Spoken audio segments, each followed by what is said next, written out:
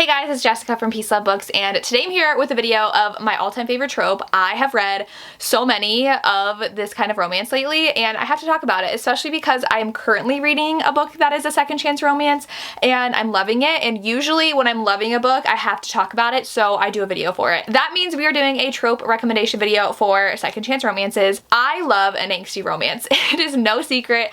Give me all the angst. Please give me all the angst. And so I love it when there's so much tension between them and so much history between them, and they have to like address it, unpack it, resolve it, and then they can be together. So I have a giant stack here to talk about of my favorite second chance romances, and I cannot wait. Like I said, I've read like 3 in the past like 5 books I've read.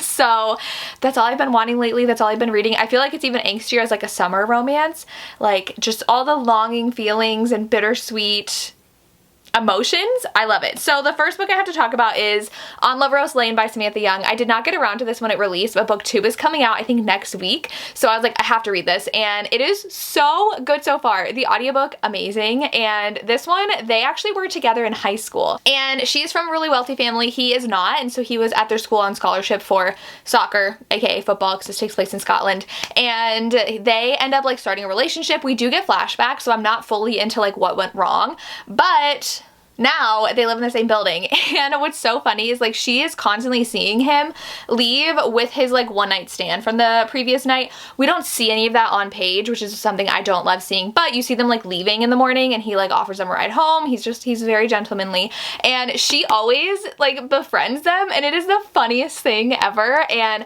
he hates it because he is just like, you are literally the most infuriating person on this planet. So it's very hate to love too. He also has a lot of feelings about their breakup as well, which I still don't know what it was, but really fun so far, and I can't wait to read more. So excited to read more. And she also is like actually in social media marketing, and she like helps run social media accounts, and I was worried about that because I don't always love like influencer social media books as someone who's like in that kind of field myself, but I don't mind it in this one. I'm really enjoying it, so definitely check this out if you want to. Then we're gonna go ahead and talk about the next 2 that I've recently read, and those are going to be these 2. So good, so good. So we'll talk about Left of Forever.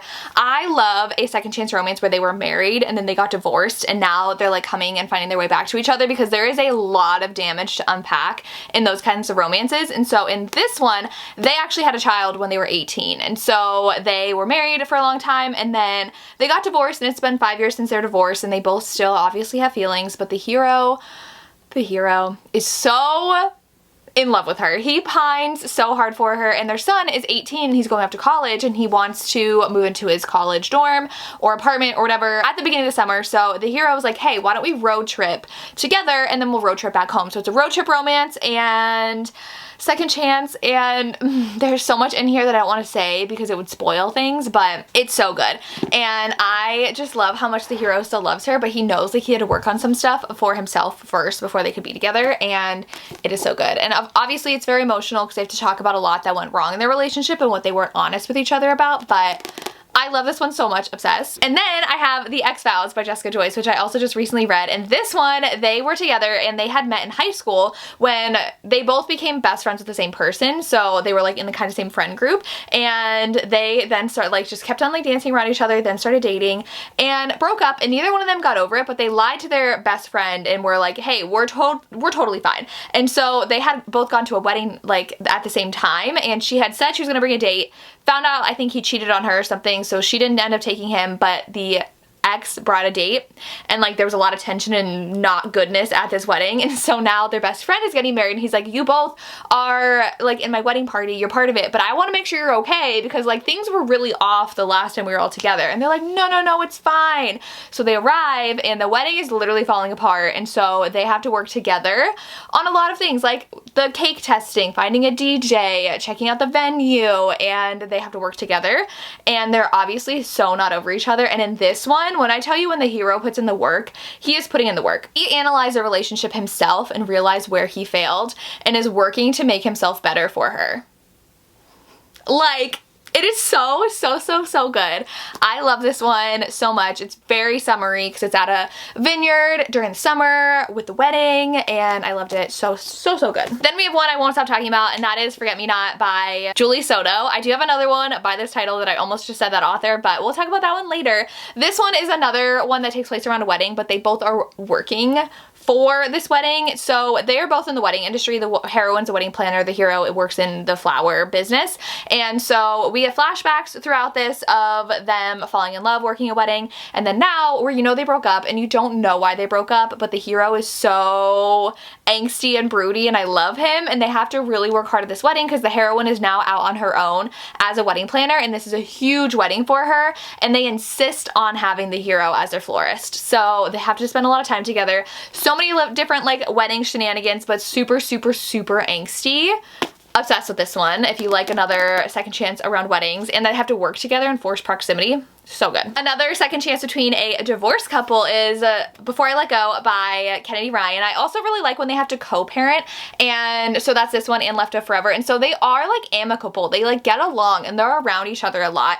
But then there's something that happens that makes them just kind of like realize that spark is back, or like something that they need to like address to be back together again. So that's this one where they are very good at co-parenting and they're really in each other's lives and they have a business together and they fall back in love, and it is so good. Love this one as well. And I have Whispers of You by Catherine Cowles. This one's romantic suspense where the heroine literally almost died in the beginning. So we have the prologue where they're madly in love. I think they're still in high school in the prologue, and someone is going around their town killing people, and the hero is late because he is like very much a martyr. He really puts a lot of people above himself. So he was working something late and he didn't come home in time for their date. She was shot by these people that were trying to take over the town, and so he shows up and she's like on the floor bleeding out, and she does end up being saved, but he is so terrified by that and he's like, I don't deserve you, and he leaves. And this one is he is back in town and she's still really close with his family, and so they're like, you know that Holt is back. And now in town someone is targeting the survivors of that tragedy, so we have a lot of suspense in here as well, a lot of old wounds opened up again, and it is so good. Love this one, and it is the first of the series. I do have Rope the Moon by Ava Hunter. This one is a small town second chance romance where they were together but like nobody knew they were together, and the heroine had always dreamed of a bigger and better life outside of their small town. So she leaves and he knows that she's supposed to leave, and he's just really broody going about his business on his family's ranch, and she ends up being in a very abusive relationship and she gets pregnant, and one day she knows, she's like, I cannot stay here anymore. So she runs away and she tries to run back to the small town, and she gets stranded like 8 or 9 hours outside of the town, and she calls her dad. She's like, can you please come like save me, help me? And the dad sends her ex, and he literally zero question drops everything, makes it there in half the time, and she's like, you came, and he's like, you called, and it is just so angsty and so good. And then we have some danger following her there as well, so this is romantic suspense as well. One of my favorites in the series. So, so, so good. Then I have After the Storm by Laura Pavlov. This is my favorite Laura Pavlov book. We have a single dad romance where they also were together when they were younger, and then the heroine wanted bigger and better things, and the hero didn't want to leave their small town, so she left. And they also really tried a relationship, and they just were not in the right place at the right time with one another, and it was just not working out. And so she did leave, and now her dad is sick, so she's back in town, and he had a child, so he is a single dad now, and he has never gotten over her, and she falls so hard for his daughter, and it is just such a good romance. I will say a lot of these have secret tattoos as well, which is my favorite. I feel like you can't have that outside of a second chance romance because you're like, you just met a month ago, why would you get a tattoo for her? But it's like, oh, you loved her like 6 years ago and you had a tattoo for her and she never knew, or like you got it after you broke up. Like that is so angsty and I love it. So this one, amazing single dad, second chance, small town. So, so, so good. I have Forget Me Not by QB Tyler. This one is a second chance romance. They are married and they are literally like about to sign the divorce papers when he gets amnesia, and he is in the hospital and she shows up. They're not even living together, and he's like, hey babe, like how are you? Like you okay? Like I can't believe this happened. And she's like, what are you talking about? And he's like, what? And why won't you like come over here? And she's like, we are literally signing our papers any day now. And he's like horrified that he is divorcing his wife. Like he is madly in love with her in his mind and doesn't know what went wrong. So she ends up having to take care of him because of his accident, because obviously he has like a brain trauma happening because of this amnesia, and he is determined to win her back because he doesn't remember a life without loving her. So good. One of my favorites, super angsty. One I forgot, I didn't grab it, Bittersweet Memories by Katarina Mora. This is another amnesia one where they are falling madly in love and then she disappears.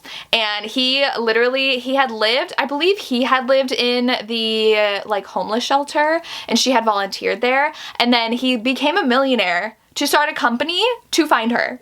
And that is the premise of this book, and she doesn't remember him. That is what had happened. She got amnesia, that's why she just disappeared, and he has no idea where she went. She was just in an accident, and now he's a millionaire determined to find her, and it is so good and angsty too. I love this one. Another angsty one is The Summer We Fell by Elizabeth O'Rourke. This one, our hero and heroine weren't like officially together. I don't think so, because they fell in love when she was dating his best friend, and now she had a really bad home life, so she was basically living with her boyfriend because he is the like pastor's son and really just a really nice guy, and she was dating him and she did love him in her own way, but he definitely restricted her and she wanted to be a musician. And so the hero is a surfer and he is the best friend of her boyfriend, and it's clear that they have a really intense, strong connection, and she will not betray her boyfriend. And then something happens that really rips all of them apart, and now they are back in their small town as adults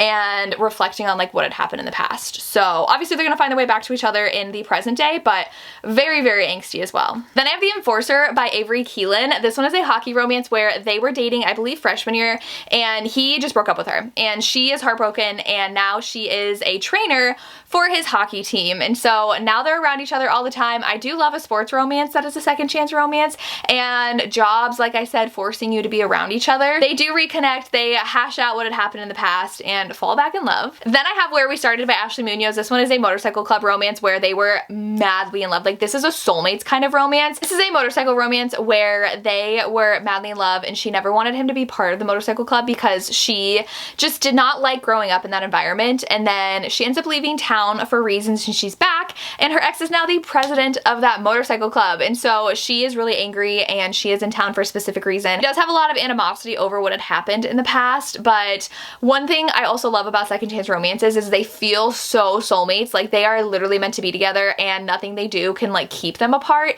even themselves, and that's what this one felt like. Such a good one. Definitely more like suspensey and dark as well, so I really love this one. If you want Why Choose, I do have So Wrong by Abby Millsaps, where one of the guys is part of a second chance romance. So she had a relationship with this guy. They were madly in love in high school and then come home to find out that their parents are engaged, and they're like, what the heck? We're in love. How are you engaged? And they didn't know that, and so now they're step siblings, and she ends up going through something very traumatic and leaving town and comes back like a year later, and that's her second chance with the hero, and she ends up having to live with the hero and his best friend at their parents' house. Their parents are still together, but she is living with him and his best friend at their house, has a relationship with him, and then two different guys from her little European adventure come back in the picture too. So there's 4 guys in this series, but definitely the first relationship to really develop is her with her ex. So very emotional, and they always like joke that it's a stepbrother even though they were together before the step sibling thing happened. Just want to clarify that. And another one that's super angsty is Happy Place by Emily Henry. This book is so angsty and so good. They broke up, but they didn't tell their friends, and they always go to this lake house together with their friends, and they know it's going to be a really special moment for some of them for specific reasons. So they go pretending to still be dating, and they have to room together, they have to act coupley together and really address what happened, and it's so angsty, and I was just obsessed with this entire book. So if you want a perfect summer angsty second chance where they have to pretend to still be together, more books need to be written with that trope because it is so good. And the last one I have is actually King of Greed by Anna Huang. This one is another where they have a marriage in trouble. Actually, Yes, they are on the brink of divorce, and the hero is a workaholic, but he's like a billionaire, and the heroine is just like so fed up with being treated the way she is that she's like, I want a divorce. And so the story goes from there, and it is so good. Like, Anna Huang's billionaire romances are amazing. The Kings of Sin series are so good. The heroes will stop at nothing for the heroines, and in this one, the hero was so determined to make her happy because of where they came from that he became kind of like overly obsessed with success, hence why it's King of Greed. And he didn't realize what he was losing in the process of trying to make her happy, and really had to learn that when she's like, literally, I'm miserable. Like, I can't do this anymore. And he had a clue, I feel like, but he refused to acknowledge it. So she really takes the reins and really is the catalyst of them reevaluating the relationship, and it is really good. So if you like the billionaire side of a second chance romance, read this one. And those are all of my second chance romances. I hope you found some good recommendations. If you've made it this far, leave me a lipstick kiss emoji, since there's one on the back of this book. Leave me a lipstick kiss if you've made it to the end of this video. Leave me your favorite second chance romances down below so I can read some more, because I'm always in the mood for more. And that's all I have. As always, thank you so much for watching, and have a good day. Bye.